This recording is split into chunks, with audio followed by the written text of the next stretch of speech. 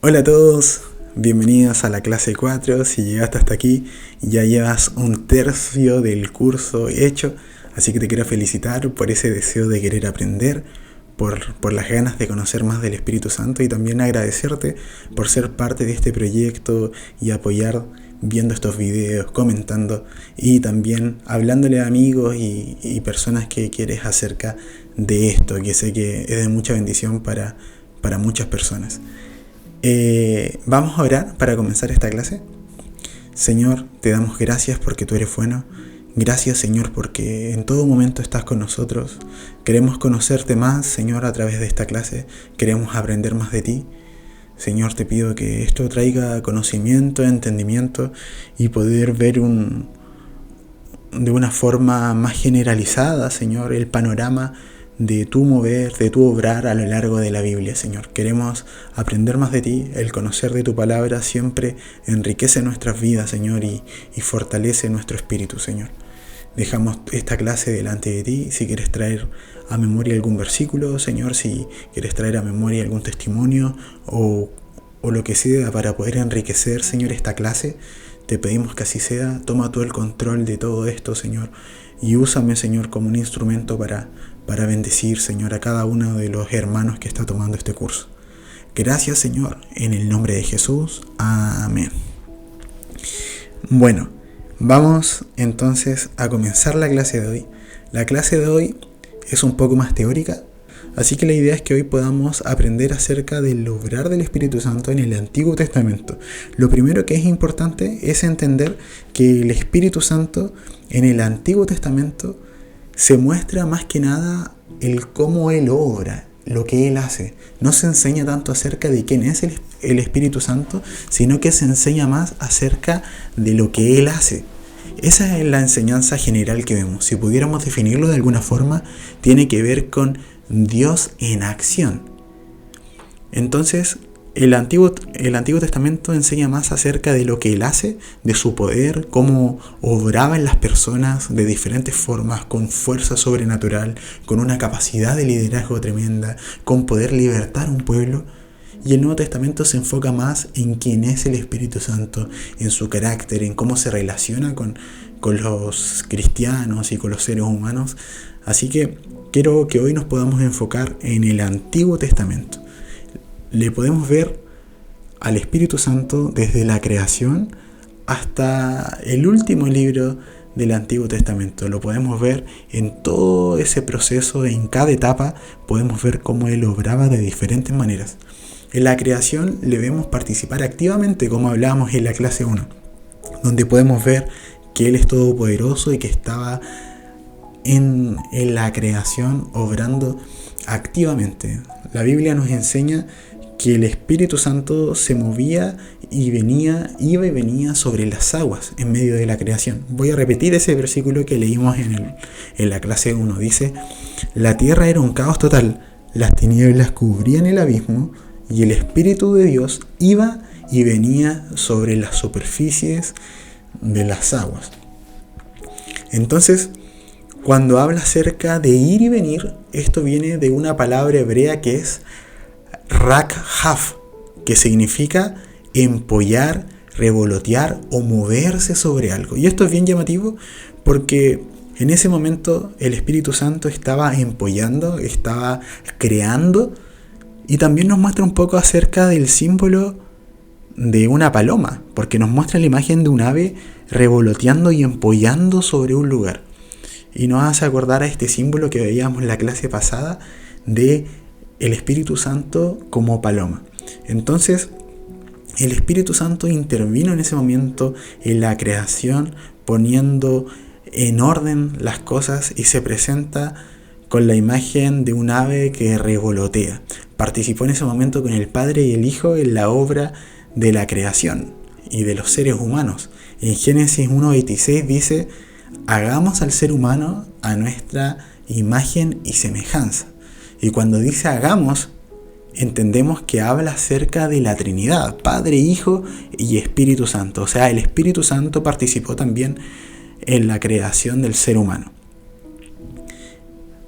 En Génesis 2:7 dice: y Dios, el Señor, formó al hombre del polvo de la tierra y sopló en su nariz hálito de vida, y el hombre se convirtió en un ser viviente. Cuando dice que sopló sobre el hombre hálito de vida, lo entendemos como una metáfora acerca del Espíritu Santo trayendo vida al ser humano. Y en el Salmo 104, versículos 29 y 30, dice: si escondes tu rostro, se aterran. Si les quitas el aliento, mueren y vuelven al polvo. Pero si envías tu espíritu, son creados y así renuevas la faz de la tierra.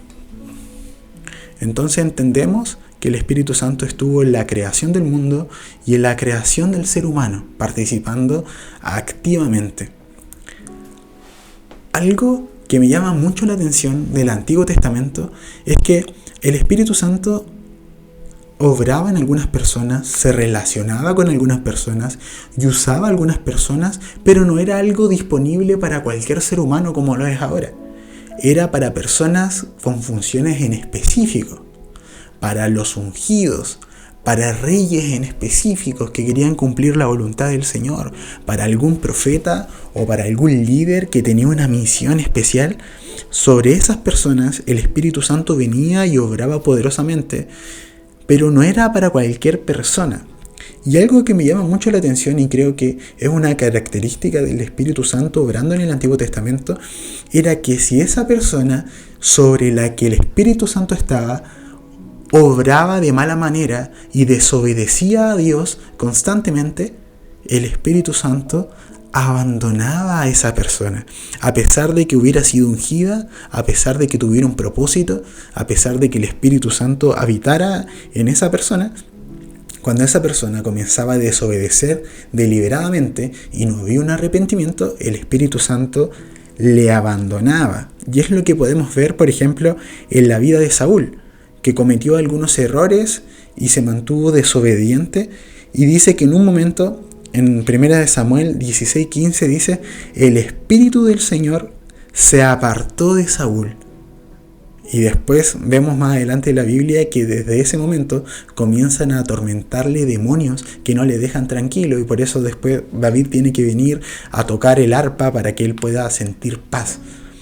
Pero por la desobediencia de Saúl, el Espíritu de Dios, o sea, el Espíritu Santo, eso es importante aclarar. Alguien me preguntaba en uno de los cuestionarios si el Espíritu de Dios y el Espíritu Santo es lo mismo. Y sí, son lo mismo.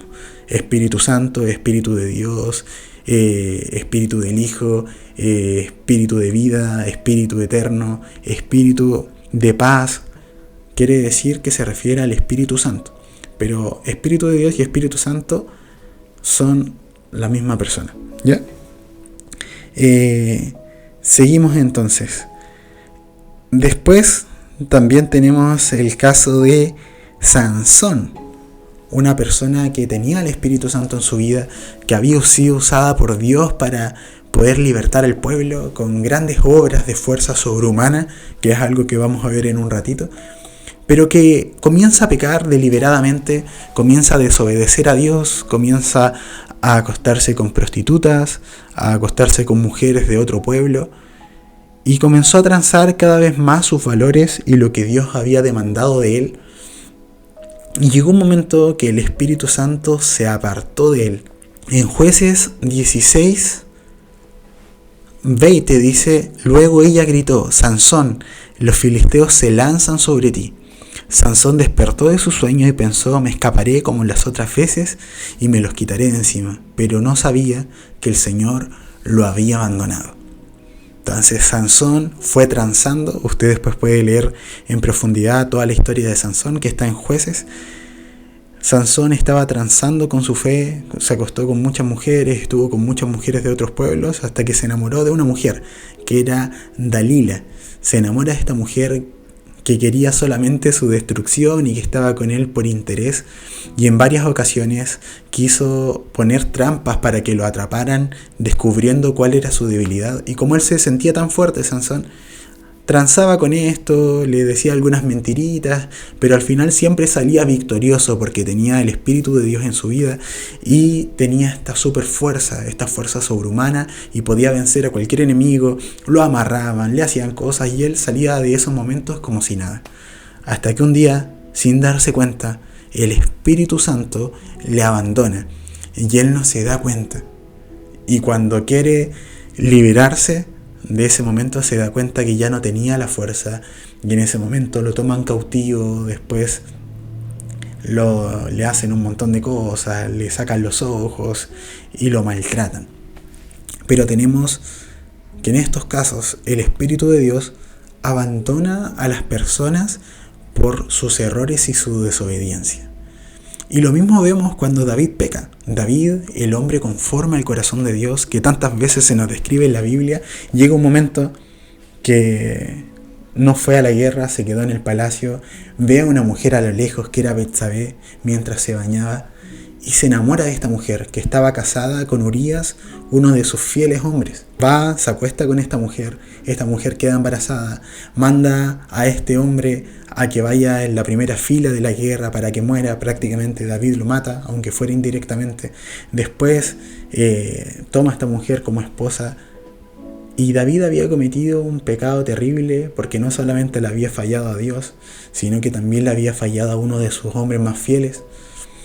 Y después de esto me llama mucho la atención porque lo primero que desea David y lo primero que pide David ante su error es: por favor, Señor, no quites de mí tu Santo Espíritu, no me alejes de tu presencia. Y esto es lo que vemos en el Salmo 51:11, que dice: no me alejes de tu presencia ni me quites tu Santo Espíritu. Entonces vemos que acá hay una persona con el Espíritu Santo en su interior, pero que a pesar de sus errores había entendido la esencia y la relación que debían tener con el Espíritu Santo. Entonces su deseo más grande era que el Espíritu Santo no le fuera quitado, y en ese momento él se arrepiente delante de Dios, y a pesar de sus errores es perdonado y no se le quita el Espíritu Santo de su vida. Así que es algo importante destacar en el Antiguo Testamento que ante la desobediencia de la persona, el Espíritu Santo le abandonaba. Otro aspecto también que me llama mucho la atención, que se caracteriza mucho en el Antiguo Testamento, tiene que ver con la fuerza sobrehumana que mencionaba recién. Tenemos al ícono de esta fuerza sobrehumana, que es Sansón, el hombre probablemente más poderoso en fuerza de la Biblia, que el Espíritu Santo vino sobre él en una ocasión de una manera tan poderosa en Jueces 14:6, que despedazó a un león con sus propias manos. Imagínate la fuerza que tiene que tener alguien para poder vencer a un león con sus manos. También mató a 30 hombres, él solo, en Jueces 14:19.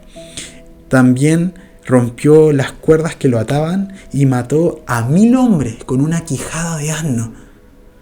Imagínate, es como una película, uno solo, matando a 1000 enemigos solamente con una quijada de un animal muerto. Y también podemos ver que el Espíritu Santo vino también sobre otras personas.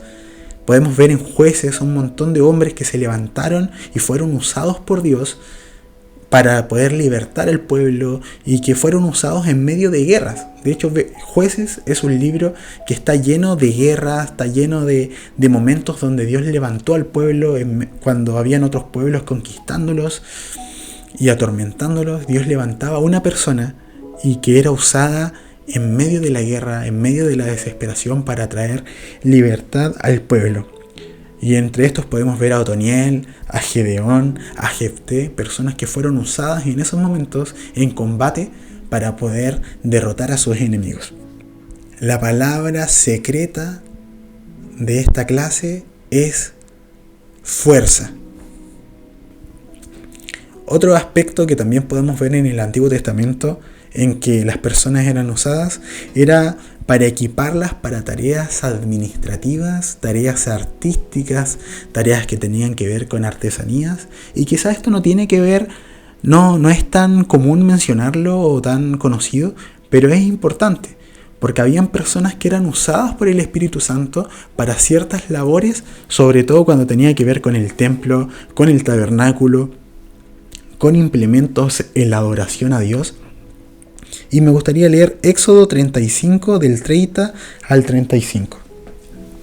Dice: Moisés les dijo a los israelitas: tomen en cuenta que el Señor ha escogido expresamente a Bezalel, hijo de Uri y nieto de Hur, de la tribu de Judá, y lo ha llenado del Espíritu de Dios, de sabiduría, de inteligencia y de capacidad creativa. Esa parte me gusta mucho, capacidad creativa, para hacer trabajos artísticos en oro, plata y bronce, para cortar y engastar piedras preciosas, para ser tallados en madera y realizar toda clase de diseños artísticos y artesanías.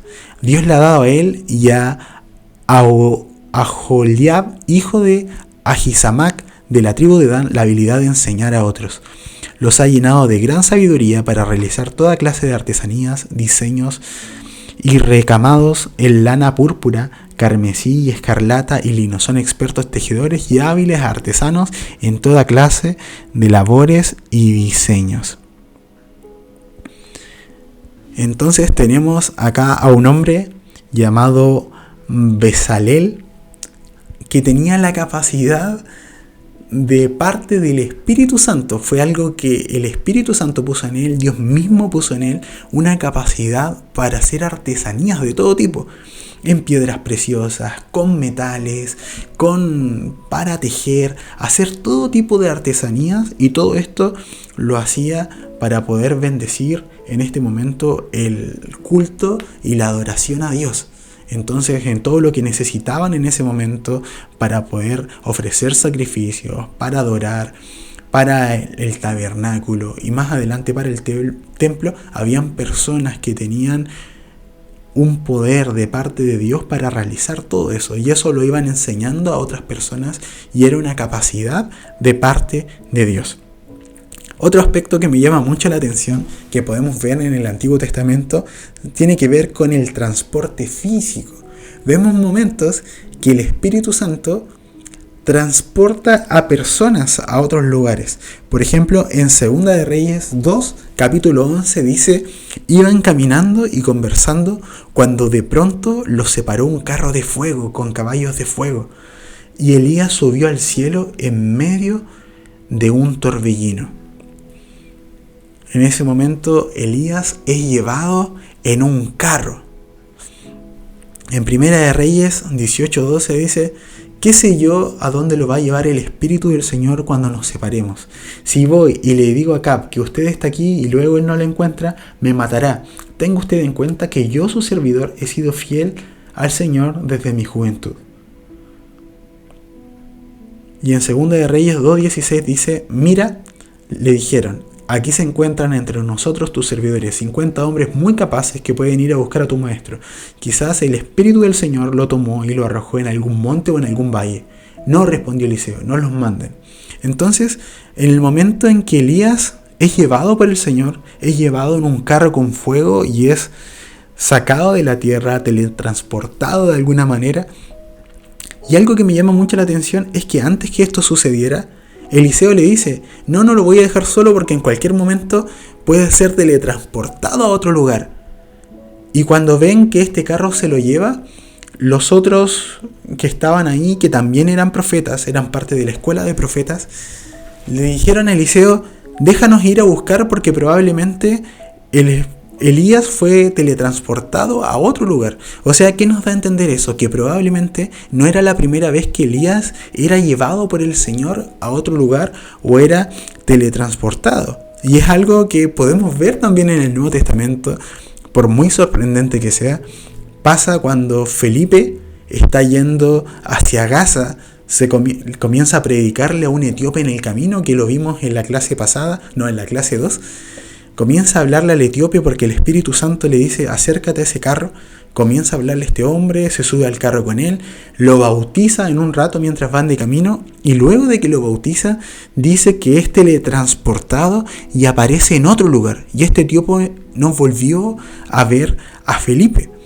Y es algo impresionante, pero tenemos casos en el Antiguo Testamento y también un caso en el Nuevo Testamento que eso sucede.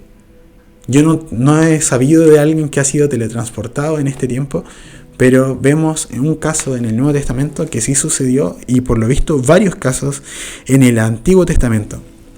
Ezequiel también, el profeta Ezequiel, tuvo experiencias muy parecidas a esta, pero no es fácil saber si en ese momento estaba hablando acerca de un rapto espiritual o de un transporte físico. No sabemos si estaba en ese momento teniendo una visión cuando dice que el Señor lo agarra y lo deja en un lugar, o el Señor lo lleva a tal lugar para que observe ciertas cosas. No está claro si se habla acerca de algo literal que realmente fue llevado a sus lugares o que fue una visión. Pero lo que sí sabemos de Elías es que él sí fue llevado en un transporte físico por el Espíritu Santo. Y también tenemos la profecía. Algo que es muy característico y quizás en las personas en las que más vemos cómo el Espíritu Santo se movía era en los profetas. ¿Qué es un profeta? ¿O qué quiere decir profecía? Yo creo que lo primero que una persona contesta tiene que ver con predecir algo que va a pasar en el futuro. Pero eso no es necesariamente profecía, eso sería predicción. Algunas profecías sí tienen que ver con predicción, que hablan de algo que va a pasar en el futuro, pero no toda la profecía es predicción. De hecho, si nosotros nos ponemos a estudiar las palabras de los profetas, los libros proféticos, nos damos cuenta que muchos de los mensajes no tenían que ver con algo futuro, sino que tenían que ver con algo que Dios quería hablar en el momento a las personas. Era un mensaje de parte de Dios. Y eso significa profecía. Es un mensaje de parte de Dios a las personas. O sea, un profeta es un portavoz de Dios.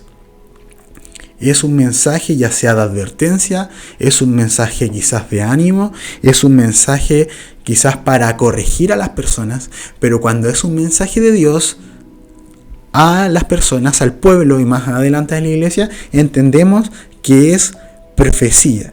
Entonces, el profeta bíblico es aquel que anuncia al pueblo un mensaje de parte de Dios. Entonces la verdadera profecía siempre es dada bajo la inspiración del Espíritu Santo. No es solamente los pensamientos de un profeta, sino que tiene que ver con que el Espíritu Santo está usando en profecía a una persona. Y esto lo podemos ver a lo largo del Antiguo Testamento reiteradas veces. En Números 11 es el primer caso donde vemos que unas personas que no se mencionan prácticamente mucho comienzan a profetizar en el pueblo y llegan y le preguntan en ese momento a Moisés qué hacían, si debían callarlos, y Moisés les dice que no, que dejen que hablen porque era el Espíritu Santo quien estaba moviéndose en sus vidas. Y en 1 Samuel se describe también a un grupo de profetas que viajaban juntos. No sé si alguna vez leíste, pero en los tiempos de Samuel comenzaron a formarse escuelas de profetas. Lugares donde se juntaban personas que eran discipulados por un profeta experimentado. En este caso era el profeta Samuel, que iba formando escuelas en diferentes lugares y les iba enseñando, y tenían tiempos de orar juntos, de buscar juntos de Dios, y eran usados poderosamente por Dios. Y vivían esto de entregar profecías. También tenemos casos donde caen como en una especie de trances proféticos que se describe ahí. Y tenemos estos casos. Y quiero leer un momento donde el primer rey de Israel, que a pesar de todos sus errores que tuvo, a pesar de su desobediencia y que en algún momento el Espíritu Santo le abandonó, también profetizó. Y se juntó con este grupo de profetas, de esta escuela que había como de profetas. Y en ese momento Saúl comenzó a profetizar. Y me llama mucho la atención y se los voy a leer. Así que pongan atención. Después de esto, llegarás al collado de Dios, donde está la guarnición de los filisteos, y cuando entres allá en la ciudad encontrarás a una compañía de profetas que descienden del lugar alto, y delante de ellos salterio, pandera, flauta y arpa, y ellos profetizando. Entonces el Espíritu de Jehová vendrá sobre ti con poder y profetizarás con ellos y serás mudado en otro hombre. Y cuando te hayan sucedido estas señales, haz lo que te viniera a la mano, porque Dios está contigo. Luego bajarás delante de mí a Gilgal, entonces descenderé yo a ti para ofrecer holocaustos y sacrificar ofrendas de paz. Espera 7 días hasta que yo venga a ti y te enseñe lo que has de hacer. Aconteció luego que al volver en la espalda para apartarse de Samuel, le mudó Dios su corazón, y todas estas señales acontecieron en aquel día. Y cuando llegaron allá al collado, y aquí la compañía de los profetas que venía a encontrarse con él, y el Espíritu de Dios vino sobre él con poder y profetizó entre ellos. Y aconteció que cuando todos los que le conocían antes vieron que profetizaba con los profetas, el pueblo decía el uno al otro: ¿qué le ha sucedido al hijo de Cis? ¿Saúl también entre los profetas? Y alguno allí respondió diciendo: ¿y quién es el padre de ellos? Por esta causa se hizo el proverbio: ¿también Saúl entre los profetas? Entonces vemos en este caso que Saúl, que había sido ungido hace poco, se encuentra con este grupo de profetas y cae en un trance profético. Era algo muy llamativo, no sabemos exactamente qué era lo que pasaba en ese momento donde estaban todos profetizando y hablando en nombre de Dios, pero probablemente era algo muy llamativo porque toda la gente vio y creyó lo que estaba sucediendo.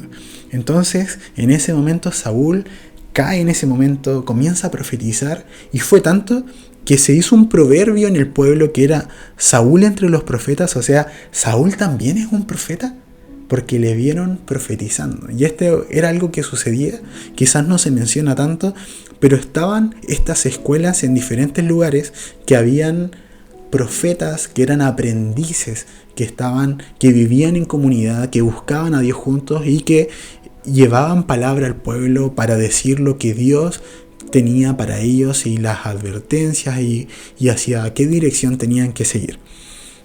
Y más adelante nuevamente pasa algo similar, pero ya Saúl estaba más viejo, estaba en desobediencia, estaba persiguiendo a David para matarle.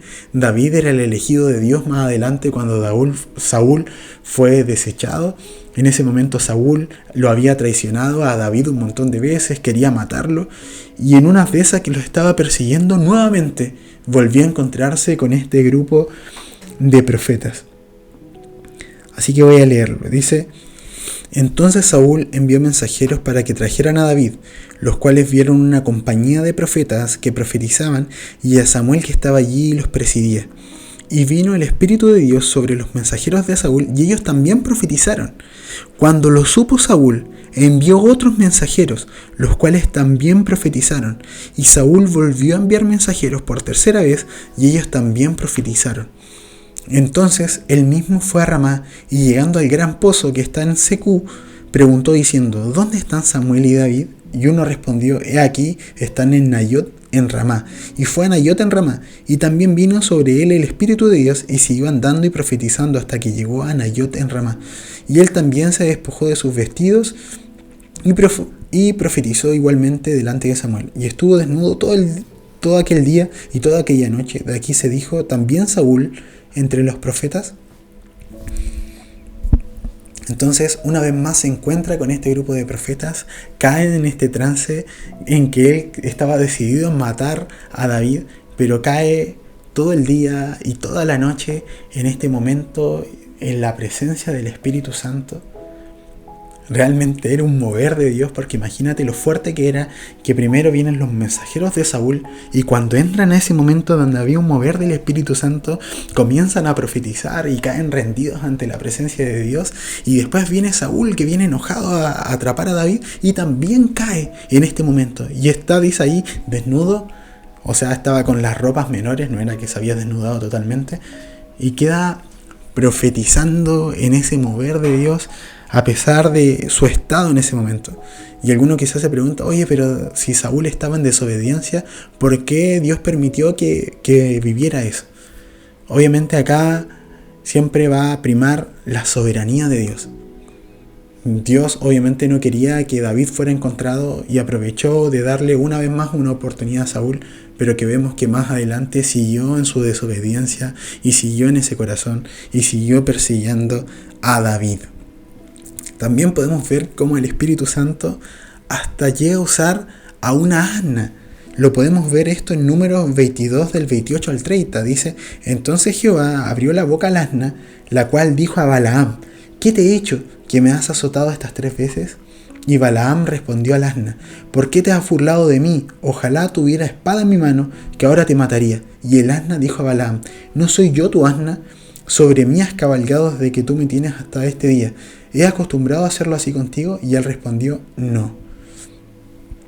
Entonces podemos ver cómo hasta un asna, un animal, es usado por el Espíritu Santo para entregar un mensaje profético. Entonces podemos ver cómo el Espíritu Santo obraba poderosamente en el Antiguo Testamento. Y quizás podemos ver pequeños rasgos de cosas que iban a pasar en el Nuevo Testamento.